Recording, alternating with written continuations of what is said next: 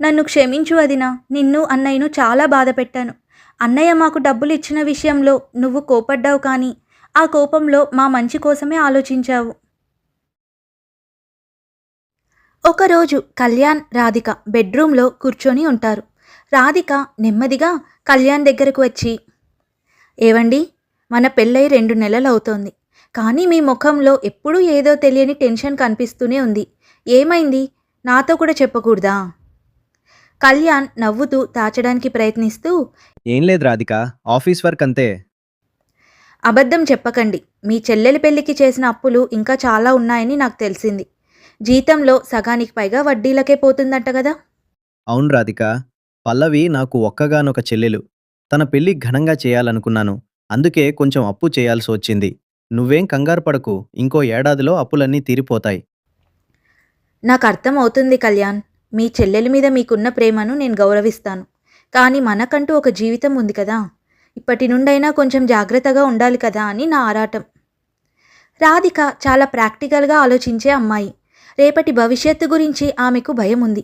అప్పుడప్పుడు ఆడపడుచు పల్లవి పుట్టింటికి వచ్చినప్పుడు రాధికకు పల్లవితో చిన్న చిన్న మనస్పర్ధలు వచ్చేవి. పల్లవికి డబ్బు విలువ తెలియకపోవడం, అల్లరిగా ఉండడం రాధికకు నచ్చేవి కాదు. అలా కొన్ని నెలలు గడిచాయి. ఒకరోజు కార్తీక్ ఆఫీస్ నుండి వచ్చి తల పట్టుకొని కూర్చొని ఉంటాడు. పల్లవి కాఫీ తీసుకొని వస్తుంది. ఏంటి కార్తీక్, ఏమైంది? అలా మూడీగా ఉన్నావు? పల్లవి, ఈ సాఫ్ట్‌వేర్ జాబ్ నా వల్ల కావడం లేదు. పొద్దున్నుంచి రాత్రి దాకా బాస్ తిట్లు పడలేకపోతున్నా. నా ఫ్రెండ్స్ అంతా కలిసి ఒక బిజినెస్ స్టార్ట్ చేస్తున్నారు. అందులో నన్ను కూడా పార్ట్నర్ అవ్వమన్నారు. బిజినెస్ అయితే మనకు ఫ్రీడమ్ ఉంటుంది. డబ్బులు కూడా బాగా వస్తాయి. నేను కూడా వాళ్ళతో కలిసి బిజినెస్ చేద్దాం అనుకుంటున్నా. మంచిదే కదా! మరి ప్రాబ్లం ఏంటి? బిజినెస్ చేయడానికి నా దగ్గర 3 లక్షలే ఉన్నాయి పల్లవి. కానీ నా షేర్ కింద మరో 7 లక్షలు కావాలి. మా నాన్న లేరు. అమ్మ పల్లెటూరులో ఉంటుంది. మనకిప్పుడంత డబ్బు ఎక్కడి నుండి వస్తుంది? మీ అన్నయ్య కళ్యాణ్ ఏమైనా అడగగలవా? ఒక 7 లక్షలు సర్దమను. బిజినెస్ క్లిక్ అవ్వగానే వడ్డీతో సహా ఇచ్చేస్తాను. అన్నయ్యనా? సరే, అన్నయ్య నన్ను ఎప్పుడు కాదనడు. రేపే వెళ్ళి అడుగుతాను. మరుసటి రోజు ఉదయం కళ్యాణ్ హాల్లో కూర్చొని లెక్కలు వేసుకుంటూ ఉంటాడు. సుబ్బు పక్కనే ఉంటాడు. ఏరా కళ్యాణ్, నీ నెల జీతం రాకముందే ఖర్చుల లిస్టు నీకంటే స్పీడ్‌గా వస్తోందా? అవునురా, పల్లవి పెళ్లి అప్పు ఇప్పుడిప్పుడే తీరుతోంది. అప్పుడే పల్లవి ఎంటర్ అవుతుంది. మొహం చిన్నబోయినట్లు నటిస్తుంది. హాల్లో జరుగుతున్నదంతా రాధిక వంటగదిలో ఉండి గమనిస్తూ ఉంటుంది. ఏమా పల్లవి, ఏమైంది? బావగారు బాగున్నారా? పల్లవి కళ్యాణ్ పక్కన కూర్చొని, అన్నయ్య, కార్తీక్ ఒక మంచి బిజినెస్ స్టార్ట్ చేస్తున్నారు. భవిష్యత్తులో చాలా బాగుంటుంది. కానీ ఒక 7 లక్షలు తక్కువయ్యాయి అన్నయ్య. నువ్వే ఎలాగైనా సర్దాలి. ఏమ్మా పల్లవి, 700 కాదు, 7 లక్షలు. మీ అన్నయ్య ఏమైనా రిజర్వ్ బ్యాంక్ గవర్నరా? రే సుబ్బు, ఊరుకో. 7 లక్షలా పల్లవి? నా దగ్గర అంత డబ్బు లేదు కదమ్మా. నా జీతం నీకు తెలిసిందే.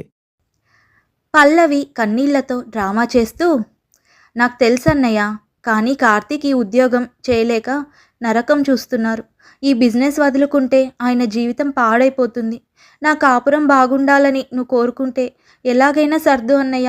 నీకంటే నాకెవరున్నారు? నువ్వు కంగారు పడకు పల్లవి. మీ భవిష్యత్తు బావుంటుందంటే ఎవరి దగ్గరైనా అప్పు తెచ్చి ఇస్తాను.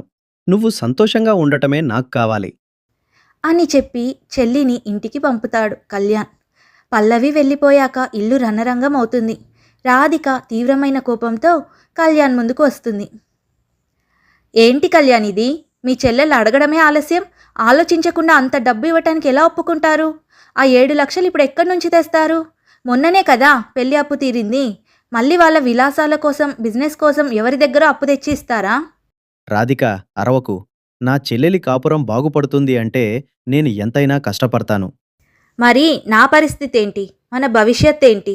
రేపు మనకు పిల్లలు పుడితే వాళ్ళ చదువులు, మీ అమ్మా నాన్నల హాస్పిటల్ ఖర్చులు ఎలా? ఇలా అప్పులు ఇచ్చుకుంటూ పోతే మనం రోడ్డున పడాలి. రాధిక, చాలు ఆపు. నా చెల్లెలికి అవసరం ఉంది.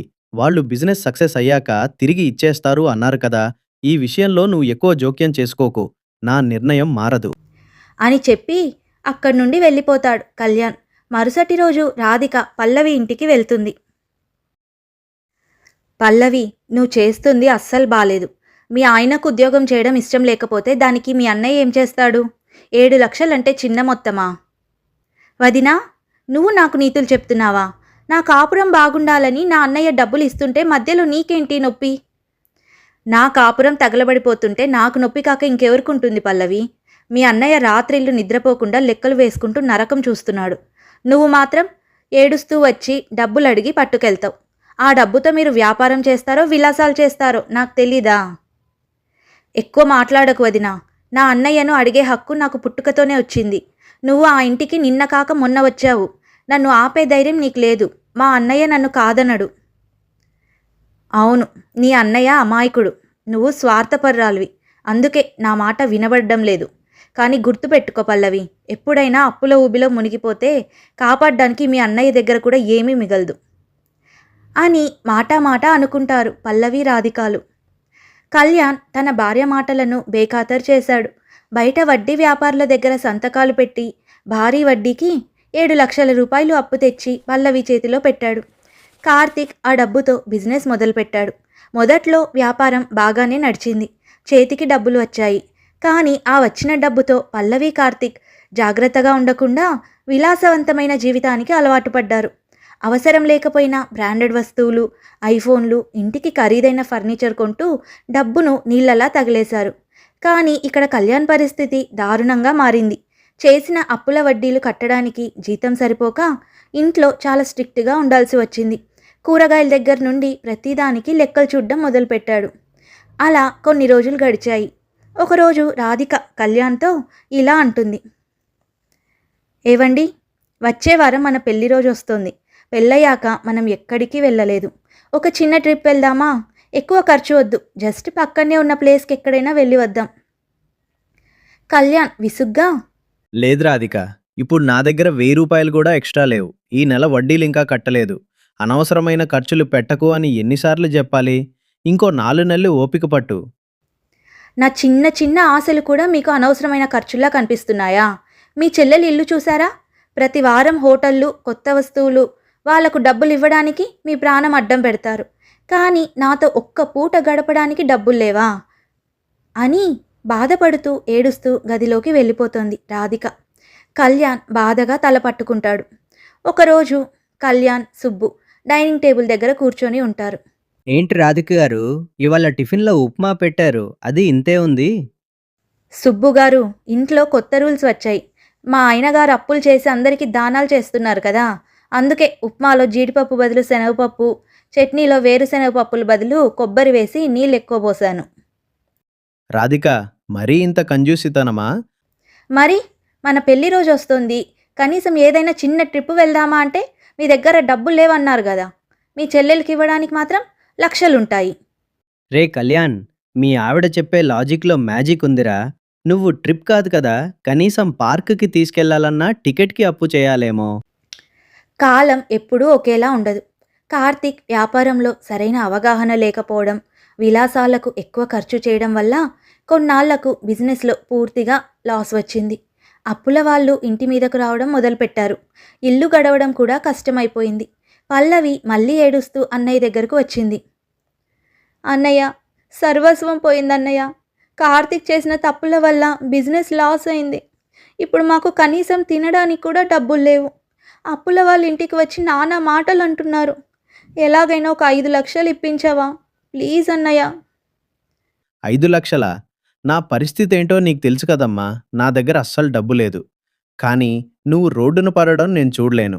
మీ ఇంటి ఖర్చుల కోసం, రెంట్ కోసం నేను నెల నెలా కొంత డబ్బు పంపిస్తాను. ప్రస్తుతానికి ఇల్లు గడవడానికి వాడుకోండి.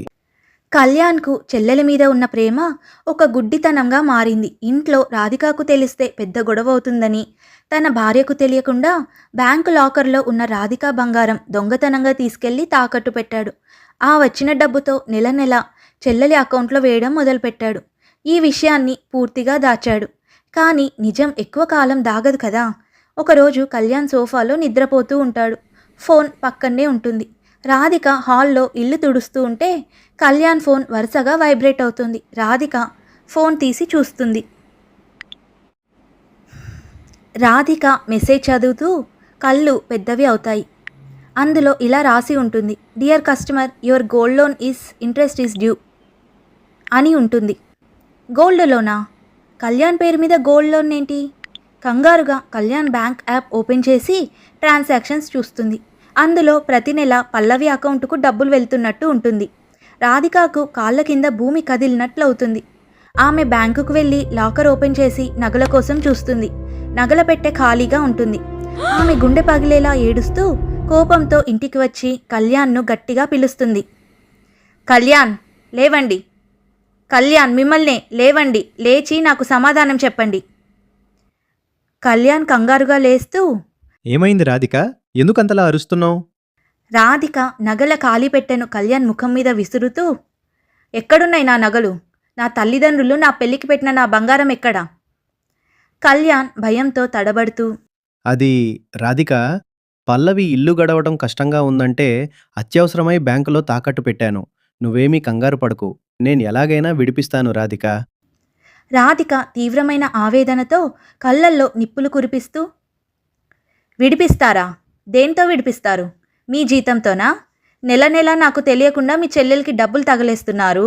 వాళ్ళకు బిజినెస్ లాస్ వస్తే ఏదైనా ఉద్యోగం చేసుకోమనండి, కష్టపడి బతకమనండి.